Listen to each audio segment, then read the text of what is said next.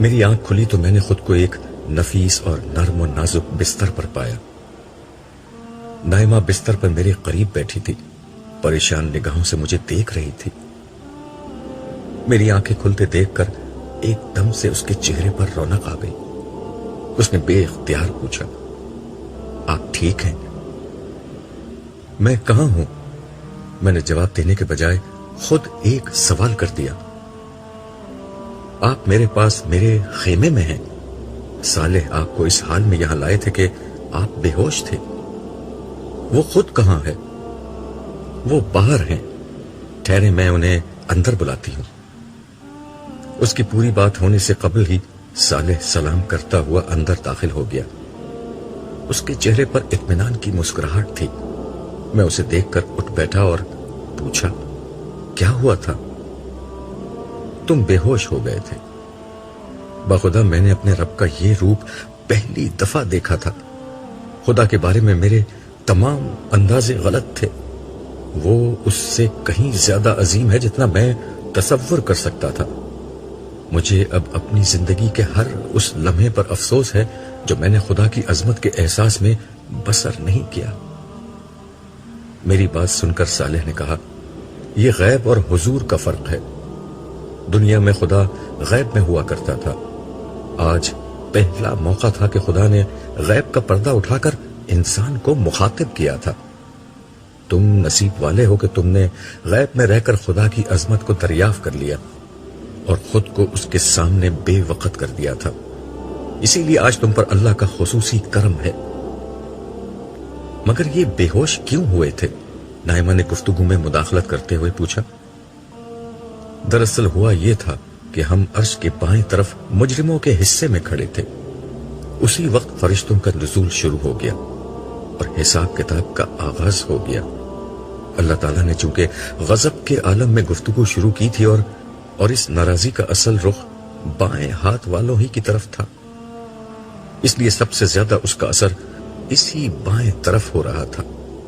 اللہ تعالیٰ اپنی صفات سے کبھی مغلوب نہیں ہوتے، اس لیے اس غضب میں ہونے کے باوجود بھی انہیں احساس تھا کہ اس وقت ان کا ایک محبوب بندہ الٹے ہاتھ کی طرف موجود ہے۔ اس لیے انہوں نے عبداللہ کو بے ہوش کر دیا۔ وہ اگر ایسا نہ کرتے تو عبداللہ کو اس قہر و غضب کا سامنا کرنا پڑ جاتا جو بائیں جانب والوں پر اس وقت ہو رہا تھا۔ صالح کی بات سن کر بے اختیار میری آنکھوں سے اپنے رب کریم کے لیے احسان مندی کے آنسو جاری ہو گئے۔ میں بستر سے اترا اور سجدے میں گر گیا۔ میرے منہ سے بے اختیار یہ الفاظ نکلنے لگے، معبود تو نے مجھے کب کب یاد نہیں رکھا۔ ماں کے پیٹ سے آج کے دن تک تیری کسی مصروفیت نے تجھے مجھ سے غافل نہیں کیا، اور میں نے کبھی تیری کریم ہستی کی قدر نہ کی۔ میں نے کبھی تیرے کسی احسان کا شکر ادا نہ کیا۔ میں نے کبھی تیری بندگی کا حق ادا نہ کیا۔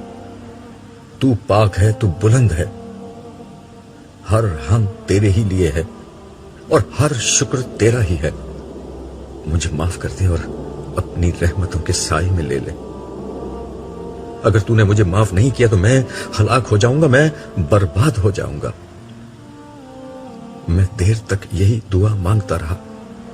نائمہ نے میری پیٹھ پر ہاتھ پھیر کر کہا، اب آپ اٹھیے، آپ نے تو عمر بھر اللہ کی مرضی اور پسند کی زندگی گزاری ہے، میں آپ کو جانتی ہوں۔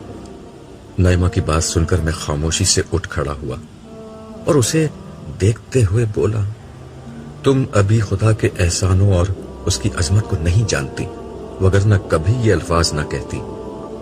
عبداللہ ٹھیک کہہ رہا ہے نائمہ، صالح نے میری تائید کرتے ہوئے کہا۔ انسان کا بڑے سے بڑا عمل بھی خدا کی چھوٹی سی چھوٹی عنایت کے مقابلے میں کچھ نہیں۔ خدا عبداللہ سے زبان چھین لیتا تو یہ ایک لفظ نہیں بول سکتا تھا، ہاتھ چھین لیتا تو لکھ نہیں سکتا تھا۔ ہر نعمت اور ہر توفیق اسی کی تھی، انسان کچھ بھی نہیں، سب کچھ خدا ہے۔ آپ ٹھیک کہتے ہیں، میں نے اس پہلو سے غور نہیں کیا تھا۔ نائمہ نے اعتراف میں سر ہلاتے ہوئے کہا، اب ہمیں کہاں جانا ہے؟ میں نے صالح سے دریافت کیا، حساب کتاب شروع ہو چکا ہے، تمہیں وہاں پہنچنا ہوگا، لیکن پہلے ایک اچھی خبر سنو۔ وہ کیا ہے؟ جب حساب کتاب شروع ہوا تو اللہ تعالیٰ نے سب سے پہلے امت مسلمہ کے حساب کا فیصلہ کیا، اور جانتے ہو اس عمل میں تمہاری بیٹی لیلا نجات پا گئی۔ کیا؟ میں حیرت اور خوشی کے مارے چلا اٹھا۔ ہاں، صالح ٹھیک کہتے ہیں، نائمہ بولی، میں اس سے مل چکی ہوں۔ وہ اپنے باقی بھائی بہنوں کے ساتھ دوسرے خیمے میں موجود ہیں، وہاں سب آپ کا انتظار کر رہے ہیں۔ اور جمشید؟ میں نے صالح سے اپنے بڑے بیٹے کے متعلق پوچھا۔ جواب میں ایک سوگوار خاموشی چھا گئی۔ مجھے اپنے سوال کا جواب مل چکا تھا۔ میں نے کہا، پھر میں واپس حشر کے میدان میں جانا پسند کروں گا، شاید کوئی راستہ نکل آئے۔ ٹھیک ہے، صالح بولا، اور پھر میرا ہاتھ تھام کر خیمے سے باہر آ گیا۔ خیمے سے باہر آ کر میرا پہلا سوال یہ تھا، میں جمشید کے لیے کیا کر سکتا ہوں؟ تم لیلا کے لیے کچھ نہیں کر سکے تو جمشید کے لیے کیا کر سکو گے؟ کیا تم اللہ تعالیٰ کو بتاؤ گے کہ اسے کیا کرنا چاہیے؟ استغفر اللہ، میرا مطلب ہرگز یہ نہیں تھا۔ میں نے فوراً جواب دیا، مگر صالح کی بات پر جمشید کو بچانے کا جوش ٹھنڈا ہو چکا تھا۔ کچھ دیر توقف کے بعد میں نے دریافت کیا، اچھا یہ بتاؤ کہ میرے بے ہوش ہونے کے بعد حشر کے میدان میں کیا ہوا؟ تم جب ہوش میں تھے تمہیں اس وقت بھی پوری طرح معلوم نہیں تھا کہ وہاں کیا ہو رہا ہے؟ اسے پوچھنا ہے تو کسی مجرم سے پوچھو۔ ادھر گروہ در گروہ فرشتے نازل ہو رہے تھے اور ادھر مجرموں کی جان پر بن رہی تھی۔ پھر جس وقت سجدے میں جانے کا حکم ہوا تو سارے لوگ سجدے میں تھے، اور یہ بدبخت اس وقت بھی خدا کے سامنے سینہ تانے کھڑے تھے۔ یہ ان کی کمر تختہ ہو جانے کا نتیجہ تھا؟ ہاں، یہ ان کی سزا تھی۔ اس کے بعد جب اللہ تعالیٰ نے دریافت کیا کہ میں بادشاہ ہوں، میرے سوا اور بادشاہ کہاں ہیں، اس وقت بھی یہی مجرم سینہ تانے اس کے سامنے کھڑے تھے۔ کاش تم دیکھ سکتے کہ اس وقت ان مجرموں کے ساتھ کیا ہو رہا تھا۔ ان کے دل کٹے جا رہے تھے، کلیجے منہ کو آ رہے تھے، آنکھیں خوف اور دہشت سے پھٹی ہوئی تھی۔ مجرم بے بسی سے اپنی انگلیاں چبا رہے تھے، مگر مجبور تھے کہ اس وقت بھی ساری کائنات کے بادشاہ کے سامنے سینہ تان کر کھڑے رہیں۔ پھر کیا ہوا؟ ظاہر ہے حساب کتاب تو فردن فردن ہونا تھا، لیکن اس موقع پر مجرموں کے سامنے ان کا انجام بالکل نمایاں کر دیا گیا۔ وہ اس طرح کے جہنم کا دہانہ مکمل طور پر کھول دیا گیا، جس کے بعد میدان حشر کے بائیں حصے کا ماحول انتہائی خوفناک ہو گیا۔ جہنم گویا جوش کے مارے ابلی جا رہی تھی۔ ایسا لگ رہا تھا کہ جیسے وہ مجرموں کو دیکھ کر شدت غضب سے پھٹی جا رہی ہو۔ اس کے دھاڑنے کی آواز دور دور تک سنی جا رہی تھی، اور اس کے شعلے بے قابو ہو کر باہر نکلے جا رہے تھے۔ یہ شعلے اتنے بڑے تھے کہ ان سے اٹھنے والی چنگاریاں بڑے بڑے محلات جتنی وسیع و عریض تھیں۔ ان کے بلند ہونے سے آسمان پر گویا زرد اونٹوں کے رقص کا سما سا بن گیا تھا۔ نہ پوچھو کہ یہ سب کچھ دیکھ کر لوگوں کی حالت کیا ہو گئی۔ انہیں محسوس ہو رہا تھا کہ اس سے قبل حشر کی جو سختیاں تھیں وہ کچھ بھی نہیں تھیں۔ حساب کتاب کیسے شروع ہوا؟ سب سے پہلے حضرت آدم کو پکارا گیا، جو پوری انسانیت کے باپ اور پہلے نبی تھے۔ انہوں نے عرض کیا، لبیک، میں حاضر ہوں اور تیری خدمت میں مستعد ہوں، اور سب بھلائیاں تیرے دونوں ہاتھوں میں ہیں۔ اپنی اولاد میں سے اہل جہنم کو الگ کر لو۔ حکم ہوا، کتنوں کو الگ کروں؟ انہوں نے دریافت کیا تو فرمایا گیا، ہر 1000 میں سے 999۔ تم اندازہ نہیں کر سکتے عبداللہ یہ سن کر حشر کے میدان میں کیا کوہرام مچ گیا تھا۔ لیکن اتنی بڑی تعداد میں لوگوں کی جہنم کا فیصلہ کیوں ہوا؟ میں نے دریافت کیا۔ یہ فیصلہ نہیں، اس بات کا اظہار تھا کہ میدان حشر میں جو لوگ موجود ہیں ان میں 1000 میں سے ایک ہی اس قابل ہے کہ جنت میں جا سکے۔ دراصل انسانیت مجموعی طور پر ایمان و اخلاق کے امتحان میں بری طرح فیل ہوئی ہے۔ چنانچہ اللہ تعالیٰ کے عدل کے تحت اصولی طور پر اتنے ہی لوگ جہنم کے مستحق ہو چکے ہیں، مگر جیسا کہ رسول اللہ صلی اللہ علیہ وسلم نے دنیا میں بتا دیا تھا کہ اللہ تعالیٰ کی رحمت کے 100 حصے کیے جائیں تو اس کی رحمت کا صرف ایک حصہ دنیا میں ظاہر ہوا تھا، اور باقی 99 حصے اس نے آج کے دن کے لیے روک رکھے تھے۔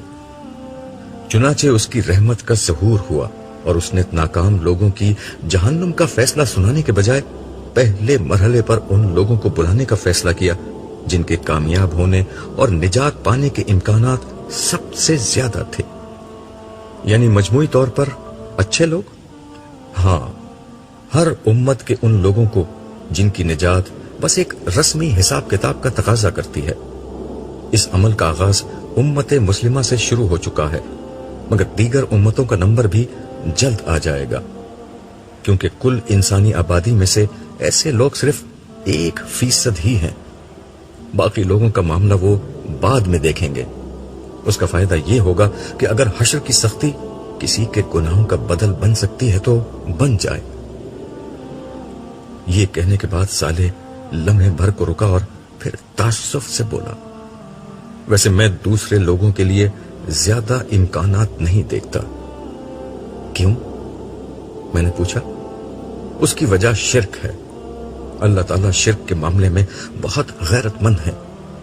تم جانتے ہو کہ انسانیت کا ہر دور میں سب سے بڑا مسئلہ شرک ہی رہا ہے۔ اسی شرک کی وجہ سے آج سب سے زیادہ لوگ مارے جائیں گے، کیونکہ شرک کی معافی کا امکان نہ ہونے کے برابر ہے۔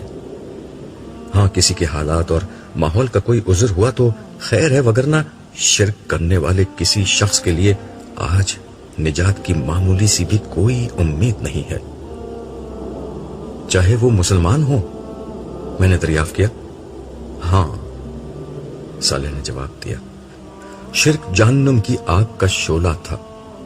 آج یہ لازماً ہر اس شخص کو جلائے گا جس نے اللہ کے سوا کسی اور کو اس کی ذات، صفات یا حقوق و اختیارات میں شریک ٹھہرایا تھا، غیر اللہ کی عبادت کی تھی، اس سے دعا مانگی تھی، اس کو سجدہ کیا تھا، اس کو خدا کا شریک سمجھا تھا اور صفات و اختیارات الہی میں حصہ دار ٹھہرایا تھا۔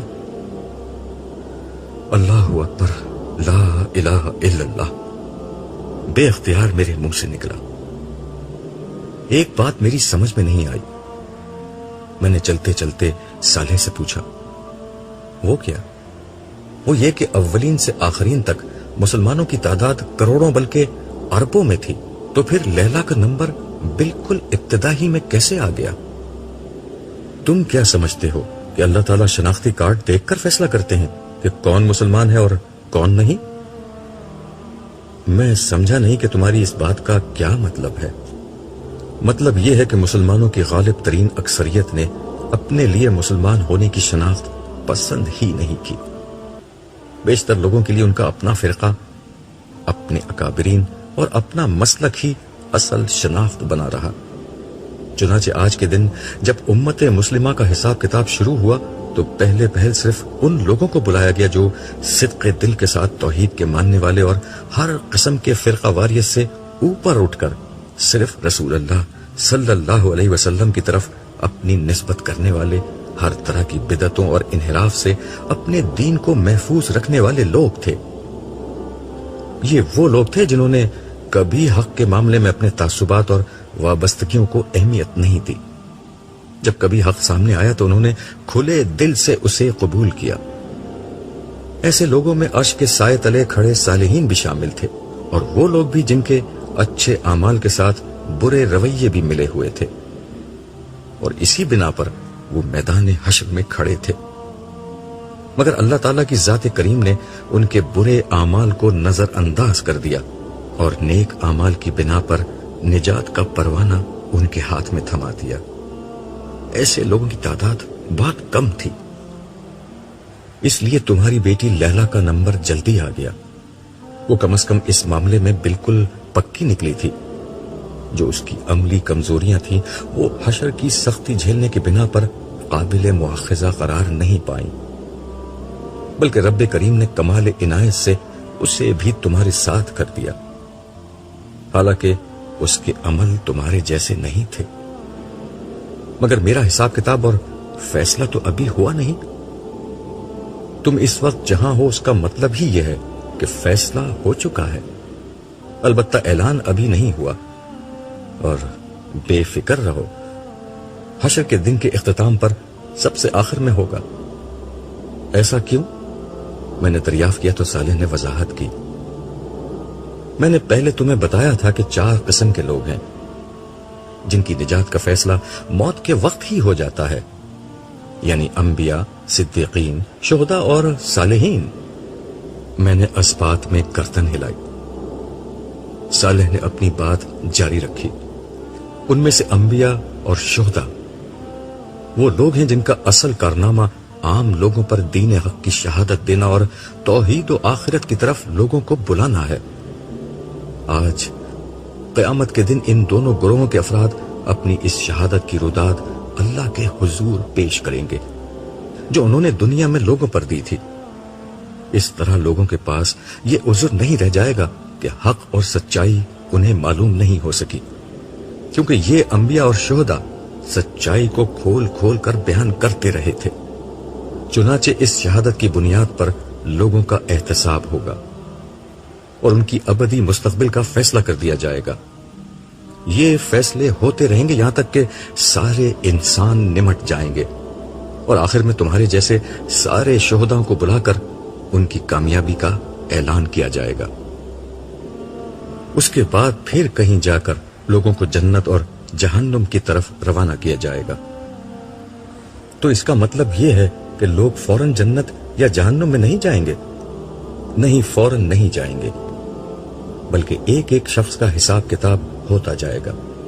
اگر وہ کامیاب ہے تو سیدھے ہاتھ کی طرف عزت و آسائش میں، اور ناکام ہے تو الٹے ہاتھ کی طرف ذلت اور عذاب میں کھڑا کر دیا جائے گا۔ جب سب لوگوں کا حساب کتاب ہو جائے گا تو پھر لوگ گروہ در گروہ جنت اور جہنم کی طرف لے جائے جائیں گے۔ اور سب سے پہلے رسول اللہ صلی اللہ علیہ وسلم جنت کا دروازہ کھلوائیں گے، اور پھر اہل جنت زبردست استقبال اور سلام و خیر و مقدم کے ساتھ جنت میں داخل ہوں گے۔ اس وقت رسول اللہ صلی اللہ علیہ وسلم کہاں ہیں؟ اس وقت حضور حوض کوثر کے پاس ہیں۔ آپ کی امت میں سے جس کسی کا حساب کتاب ہو جاتا ہے اور وہ کامیاب ہوتا ہے تو اسے پہلے حضور کے پاس لایا جاتا ہے، جہاں جام کوثر سے اس کی تواضع ہوتی ہے، جس کے بعد وہ نہ صرف حشر کی ساری سختی اور پیاس بھول جاتا ہے بلکہ آئندہ پھر کبھی پیاسا نہیں ہوتا۔ ویسے تمہیں جام کوثر یاد ہوگا، کیوں نہیں؟ میں نے جواب دیا۔ صالح کی باتیں سن کر میرے دل میں رسول اللہ صلی اللہ علیہ وسلم سے ملاقات کا اشتیاق پیدا ہو گیا۔ میں نے صالح سے کہا، کیوں نہ ہم پہلے بارگاہ رسالت میں حاضر ہو جائیں؟ ابھی میری زبان سے جملہ نکلا ہی تھا کہ ایک صدا بلند ہوئی، امت محمدیہ کے کامیاب لوگوں کا حساب مکمل ہو گیا ہے، اب امت عیسوی کا حساب شروع ہو رہا ہے۔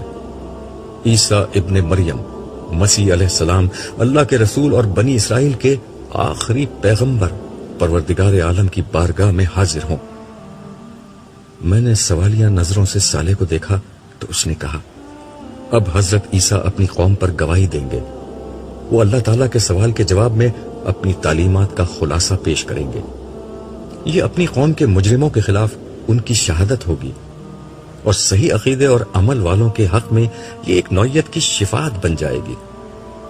اس کے بعد ان کی امت میں سے جن لوگوں کے عقیدے بالکل اس تعلیم کے مطابق ہوئے، ان کی غلطیاں اللہ تعالیٰ نظر انداز کر دیں گے، اور سرسری حساب کتاب کے بعد وہ سب کامیاب قرار پائیں گے۔ کیا یہی کچھ مسلمانوں کے معاملے میں ہوا تھا؟ ہاں، سب سے پہلے نبی و آخر زمان کو بلایا گیا تھا اور انہوں نے گواہی دی تھی۔ یہ گواہی آپ کا انکار کرنے اور آپ کی نافرمانی کرنے والوں کے خلاف ایک شہادت بن گئی۔ کاش تم وہ منظر دیکھ لیتے جب ان میں سے ہر شخص کی خواہش یہ ہو گئی تھی کہ زمین پھٹے اور وہ اس میں سما جائے۔ البتہ یہ شہادت لیلا جیسے لوگوں کے حق میں شفاعت بن گئی۔ اس کا مطلب یہ ہے کہ ابھی امت مسلمہ کے صرف ان لوگوں کو نجات ملی ہے جن کا عقیدہ و عمل حضور کی تعلیمات کے مطابق تھا۔ ہاں، ان کی غلطیاں نظر انداز کر دی گئی ہیں، اور یہی دیگر انبیاء کی امتوں کے ساتھ ہوگا۔ انبیاء کی امتوں کے ان لوگوں کو نجات مل جائے گی جن کا عقیدہ و عمل مجموعی طور پر اپنے نبی کی تعلیمات کے مطابق تھا۔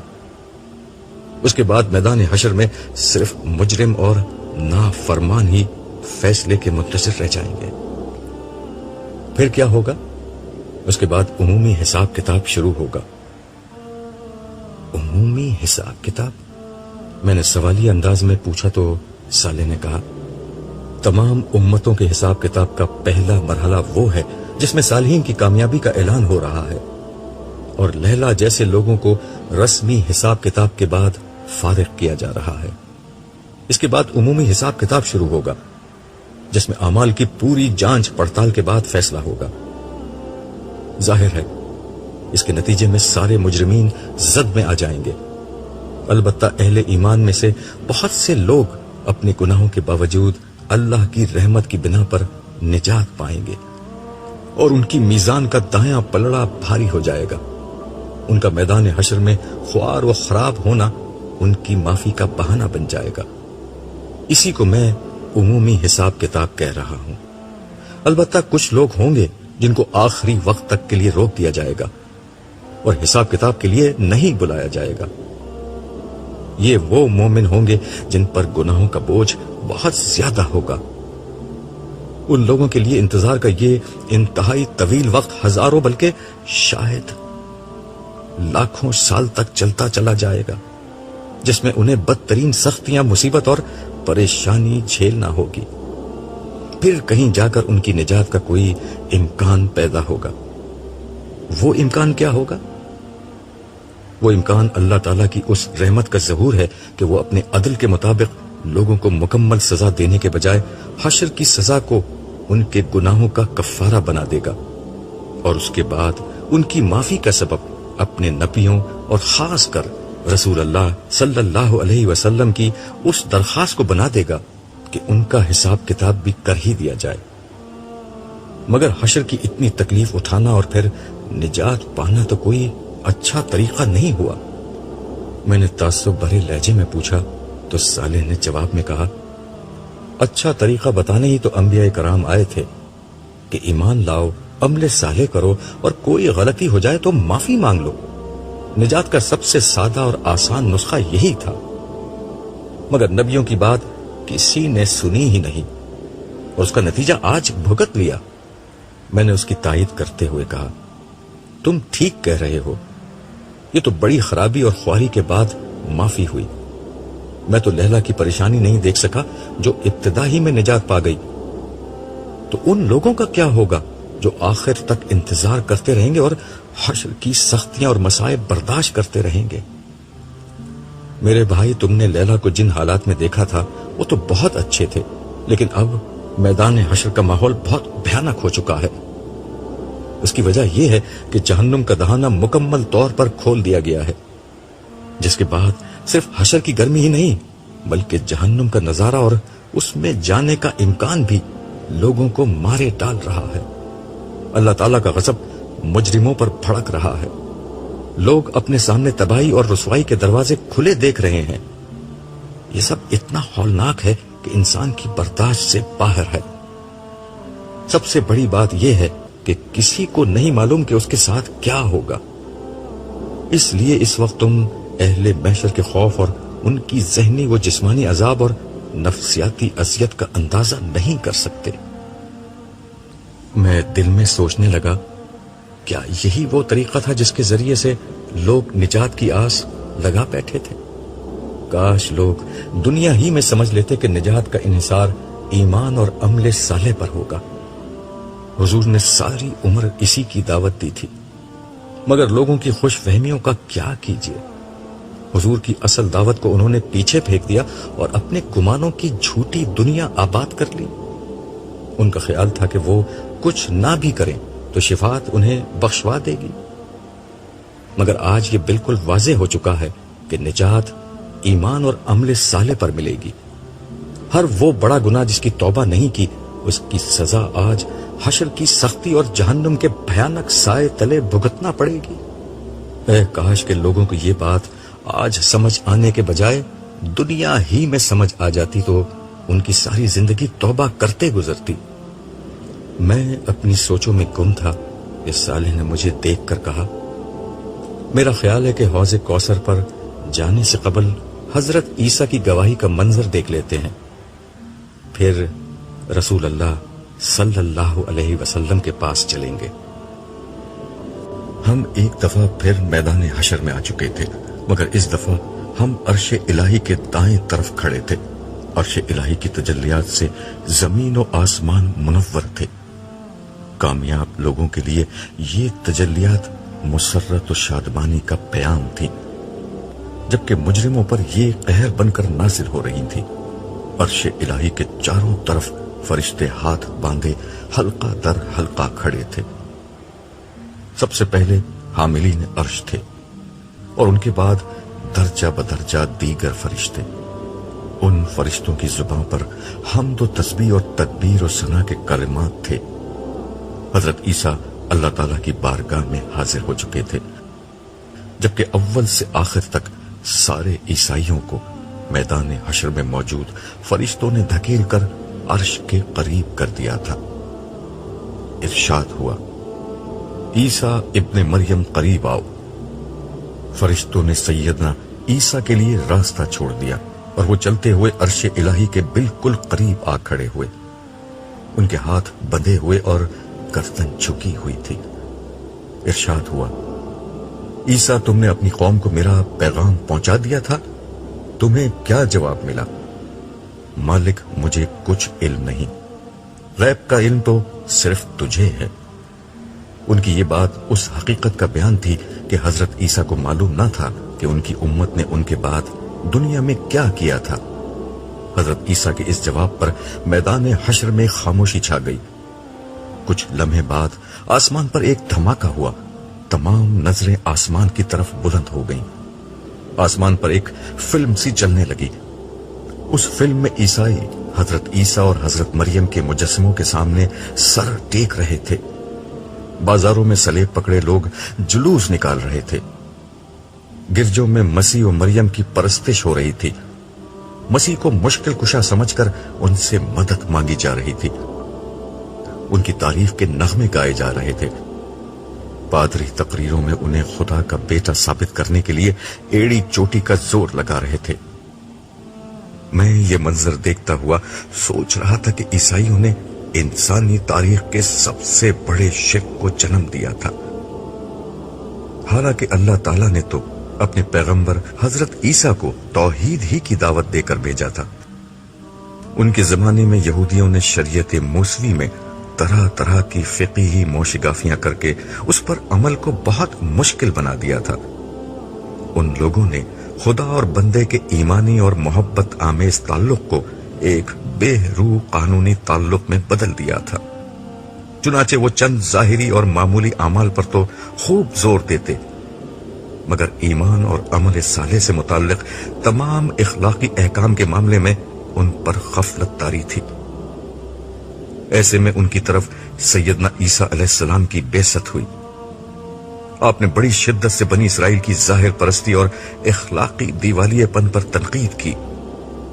اپنے زمانے کے مذہبی لوگوں پر تنقید کرتے ہوئے انہوں نے فرمایا تھا، اے ریاکاروں، فقیہوں اور فریسیوں، تم پر افسوس کہ تم بیواؤں کے گھروں کو دبا بیٹھتے ہو اور دکھاوے کے لیے نمازوں کو طول دیتے ہو، تمہیں زیادہ سزا ہوگی۔ اے ریاکار فقیہوں اور فریسیوں، تم پر افسوس کہ پودینہ، سونف اور زیرہ پر تو زکوٰۃ دیتے ہو، پر تم نے شریعت کی زیادہ بھاری باتوں یعنی انصاف اور رحم اور ایمان کو چھوڑ دیا ہے۔ لازم تھا کہ یہ بھی کرتے، وہ بھی نہ چھوڑتے۔ اے اندھے راہ بتانے والوں، جو مچھر کو تو چھانتے ہو اور اونٹ کو نگل جاتے ہو، اے ریاکار فقیہوں اور فریسیوں، تم پر افسوس کہ پیالے اور رکابی کو اوپر سے صاف کرتے ہو، مگر وہ اندر لوٹ اور ناپرہیزگاری سے بھرے ہیں۔ اے اندھے فریسی، پہلے پیالی اور رکابی کو اندر سے صاف کر تاکہ وہ اوپر سے بھی صاف ہو جائے۔ اے ریاکار فقیہوں اور فریسیوں، تم پر افسوس کہ تم سفیدی پھری ہوئی قبروں کی مانند ہو، جو اوپر سے تو خوبصورت دکھائی دیتی ہیں مگر اندر مردوں کی ہڈیوں اور ہر طرح کی نجاست سے بھری ہیں۔ اسی طرح تم بھی ظاہر میں تو لوگوں کو راس باز دکھائی دیتے ہو مگر باطن میں بے دینی اور ریاکاری سے بھرے ہو۔ آپ کی اس تنقید پر یہودی آپ کے سخت دشمن ہو گئے اور یہاں تک کہ وہ آپ کے قتل پر آمادہ ہو گئے، مگر اللہ تعالیٰ نے آپ کو ان کے مکر سے بچا کر اپنی طرف اٹھا لیا۔ بدقسمتی سے مسیح کے بعد سینٹ پال نامی آپ کے کٹر یہودی دشمن نے آپ کی پیروی کا لباس پہن کر آپ کی پوری تعلیمات کو مسخ کر کے رکھ دیا۔ ایک طرف اس نے اعلان کیا کہ شریعت کی پابندی صرف یہودیوں کے لیے ضروری ہے، دیگر لوگوں کے لیے نہیں۔ دوسری طرف اس نے حضرت عیسیٰ اور ان کی والدہ کو الوحیت کے مقام پر فائز کر دیا۔ چنانچہ آہستہ آہستہ عیسائیت دنیا کا سب سے بڑا مشرکانہ مذہب بن گیا۔ عیسائی مسیح کو خدا کا بیٹا سمجھتے، مشکل کشا سمجھ کر ہر مصیبت میں ان کا نام لیتے، مگر یہ ایک جھوٹ تھا جس کا جھوٹ ہونا آج بالکل کھل گیا ہے۔ میں یہ سب سوچ ہی رہا تھا کہ میدان حشر میں عیسائیوں کے رونے کی صدائیں بلند ہونے لگی۔ عیسائیوں کو اپنے کرتوت صاف نظر آ گئے تھے اور ان کا بھیانک انجام جہنم کی شکل میں منہ کھولے ان کے سامنے کھڑا تھا۔ یکا یک بہت سے مسیحی چلانے لگے، خداوند ہم نے مسیح کی تعلیمات پر عمل کیا تھا، تو نے اپنے مسیح کو ہماری طرف بھیجا، اس نے ہمیں بتایا کہ وہ تیرا بیٹا ہے جسے تو نے ہماری نجات کے لیے بھیجا ہے۔ ایک تیز ڈانٹ فضا میں بلند ہوئی اور سب لوگ ٹھٹک کر خاموش ہو گئے۔ مسیح سے پوچھا گیا، عیسیٰ، کیا تم نے ان لوگوں سے کہا تھا کہ اللہ کو چھوڑ کر مجھے اور میری ماں کو اپنا معبود بنا لو؟ گرچہ یہ ایک بہت سادہ سا سوال تھا مگر یہ سنتے ہی حضرت عیسیٰ پر لرزہ طاری ہو گیا۔ ان کے پاؤں کے لیے ان کا بوجھ اٹھانا مشکل ہو گیا۔ یہ دیکھ کر اللہ تعالیٰ نے فرمایا، عیسیٰ تم میرے محبوب پیغمبر ہو، میرے پیغمبر میرے حضور ڈرا نہیں کرتے، اطمینان سے میری بات کا جواب دو۔ اس جملے کے ساتھ ہی دو فرشتے حضرت عیسیٰ کے قریب آئے اور انہیں سہارا دے کر ایک نشست پر بٹھا دیا۔ یہ منظر انتہائی عبرتناک تھا۔ حضرت عیسیٰ خدا کے ایک انتہائی عزیز اور محبوب پیغمبر تھے، مگر بدقسمتی سے وہی انسانی تاریخ کی ایسی ہستی بن گئے جنہیں سب سے بڑے پیمانے پر اللہ تعالیٰ کے مقابلے میں لا کھڑا کیا گیا۔ ان سے دعا و مناجات کی جاتی، ان کی حمد و تعریف کی جاتی، ان کی عبادت و پرستش کی جاتی، مگر آج اللہ تعالیٰ کے ایک سوال پر ان کی جو حالت ہو گئی تھی وہ ان کو خدا سمجھنے والوں کو خون کے آنسو رلانے کے لیے بہت تھی۔ آج سب نے جان لیا تھا کہ خدا کے مقابلے میں کسی کی کوئی حیثیت نہیں ہے۔ میں نے دل میں سوچا کہ ایک ایک کر کے خدا کے ایسے ہی دیگر صالح بندے آئیں گے جنہیں دنیا میں ایسے ناموں اور صفات سے پکارتے تھے جو صرف خدا کو زیب دیتی ہیں، مگر آج ان میں سے ہر شخص انکار کر دے گا کہ ہم نے لوگوں سے اس نوعیت کی کوئی بات کہی تھی۔ ہر ایک کا حال یہ ہوگا کہ مسیح کی طرح کسی میں بھی خدا کے سامنے کھڑے ہونے کی طاقت نہیں ہوگی۔ کاش ان کے نام پر دھوکہ کھانے والے لوگ خدا کی یہ عظمت پہلے ہی دریافت کر لیتے۔ کاش لوگ انسانوں کو خدا کے مقابلے میں نہ لے کر آتے۔ اس دوران میں حضرت عیسیٰ پر سے خشیت الہی کا غلبہ کچھ کم ہوا تو وہ کرسی سے کھڑے ہوئے اور عرض کرنے لگے، آقا تو پاک ہے، میرے لیے کیسے روا تھا کہ میں وہ بات کہوں جس کا مجھے کوئی حق نہیں۔ اگر میں نے یہ بات کہی ہوتی تو اسے جانتا ہوتا۔ میں نے تو ان سے وہی بات کہی جس کا نے مجھے حکم دیا کہ اللہ کی بندگی کرو جو میرا بھی رب ہے اور تمہارا رب بھی، اور میں ان پر گواہ رہا جب تک ان میں موجود رہا۔ پھر جب تو نے مجھے اٹھا لیا تو تو ہی ان پر نگراں رہا، اور تو ہر چیز پر گواہ ہے۔ اگر تو ان کو سزا دے تو یہ تیرے بندے ہیں، اور اگر تو انہیں بخش دے تو غالب اور حکمت والا ہے۔ یہ سن کر اللہ تعالیٰ نے فرمایا، آج صرف سچائی اپنے اختیار کرنے والے سچے لوگوں کو فائدہ دے سکے گی۔ پھر حضرت عیسیٰ کو رخصت کر دیا گیا اور فرشتوں کو حکم ہوا، عیسیٰ کی امت میں سے جس کسی کا علم اور عمل عیسیٰ کے پیغام کے مطابق ہے اسے ہمارے حضور پیش کیا جائے۔